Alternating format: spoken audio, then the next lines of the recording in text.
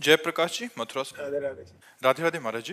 महाराज जी, पाप कर्म का फल संकल्प लिए बिना ही मिल जाता है, लेकिन मनोकामनाएं पूर्ति हेतु कोई भी कर्म कांड अनुष्ठान के लिए अपना नाम, अमुक गोत्र, स्थान, तिथि आदि बोलकर संकल्प लिया जाता है तथा वैवाहिक तात्कालिक सुख के लिए, वो तात्कालिक परिवर्तन के लिए संकल्प किया जाता है। तात्कालिक कि मैं अभी ये चाहता हूं, और जो पूर्व से उसका संकल्प किए हो क्या? जो पूर्व का पुण्य है उसका संकल्प करते हो क्या? वो अपने आप आकर के सुख दे देता है।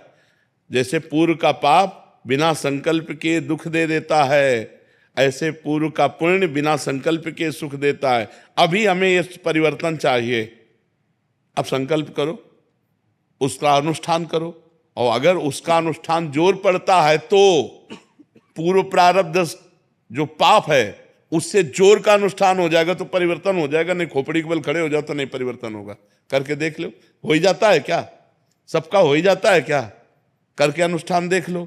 यदि पाप है 250 ग्राम और संकल्प है 25 ग्राम, क्या करेगा? 4-5 बार अनुष्ठान करवाओ और वो नष्ट हो, तब जाकर सफलता होगी। ऐसे थोड़ी सफलता हो जाएगी। नहीं, सब संकल्प करते हैं काम बन जाए ना तुरंत। सबके काम बन जाते हैं क्या संकल्प करते? नहीं बनते। जिसका अब पाप है 25 ग्राम और संकल्प है 250 ग्राम, दबा के उसे नष्ट कर दिया, सफलता प्राप्त हो गई। तो तत्कालिक सुख का परिवर्तन करने के लिए कि हम तत्कालिक परिस्थिति को उत्तम बनाना चाहते हैं, इसके लिए संकल्प किया जाता है। इसके लिए संकल्प किया। समझ पाएगा आपकी? नहीं पाए जी। अर्धांगिनी को भी तो लेते हैं साथ में। अर्धांगिनी पत्नी हो और उसके बगैर संकल्प नहीं लिया जा सकता। कोई भी अनुष्ठान करते हैं तो अर्धांगिनी का होना जरूरी है। क्यों नहीं जरूरी है? अर्धांगिनी क्यों बनाया है? इसीलिए तो बनाया है। उसकी अनुमति जरूरी है। उसका देखो, जब राम जी सिया जी अंतर ध्यान हो गई ना भूमि पे, तो जब राम जी ने यज्ञ किया तो सोने की सीता बना करके वाम भाग में विराजमान किया। स्वर्ण की सीता वाम भाग में विराजमान करके तब यज्ञ याद किया। अर्धांगिनी इसीलिए अर्धांगिनी है कि उसके सत्संग में आने के लिए, जैसे आपके दर्शन करने गुरु जी के, तो अर्धांगिनी का आना जरूरी है साथ? नहीं, ऐसा नहीं, ऐसा जरूरी नहीं। ऐसा संकल्पित कार्य, जैसे हम यज्ञ कर रहे हैं, हम जैसे सप्ताह की भागवत कर रहे हैं, कोई अनुष्ठान कर रहे हैं, तो उसमें अगर वो नहीं आना चाहती है तो उसके लिए आसन जरूरी है। हाँ, उसका एक अधिकार होता है और आप जो पुण्य करेंगे उसको फल प्राप्त होगा।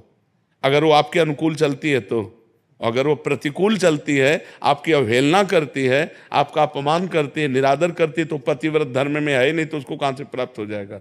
लेकिन उसका अधिकार है, वो अर्धांगिनी है, और ऐसा चाहिए कि उससे अनुमति लेकर के ही धर्म कार्य किए जाएं। उससे अनुमति, उसको इस बात का अधिकार मिलना चाहिए अर्धांगिनी का, और उसको सोचना चाहिए कि मेरे पति हैं, मेरे भगवान हैं, मुझे पूरा इनका सहयोग करना चाहिए। दोनों प्रेम से चलना चाहिए। लेकिन ये आज बड़ा असंभव है। पूर्व की जिनको लड़का लड़की ने देखा नहीं, केवल घर वाले ब्याह कर देते थे, जब घर में आके देखते थे कि हमारा पति है, हमारी पत्नी है, तो जीवन में कभी नाम उच्चारण नहीं करती थी। धर्म की धज्जियां उड़ाई जा रही हैं। जो धर्म का सिद्धांत है उसकी धज्जियां उड़ाए। देवी देवता सब पूज के, ब्याह होने के बाद भी पूरे गांव की देवी देवता पूज के, गुरुजनों की आज्ञा लेकर तब गृहस्थ धर्म में उतरते थे। यहाँ जरूरत है नहीं, पहले ही बॉयफ्रेंड गर्लफ्रेंड है, पहले ही लिव इन रिलेशन है, तभी वो पति के साथ टिकती नहीं है। वो पति के, और पति भी उनके साथ ले टिकता हुआ। और तो आजकल तो बड़ा विचित्र हाल है कि किसी की गृहस्थी पवित्र जुड़ जाए और आजीवन निभ जाए, ये बहुत बड़ी बात है। अब तो ऐसा चल पड़ा कि 30 साल के बाद डिवोर्स, 30 साल के बाद डिवोर्स है।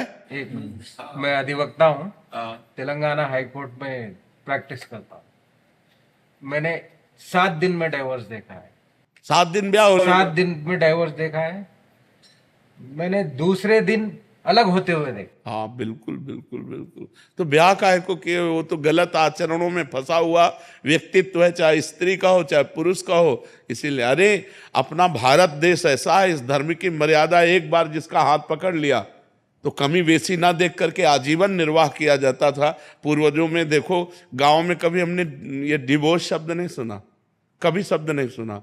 आजकल देखो कैसे वातावरण बन रहे हैं।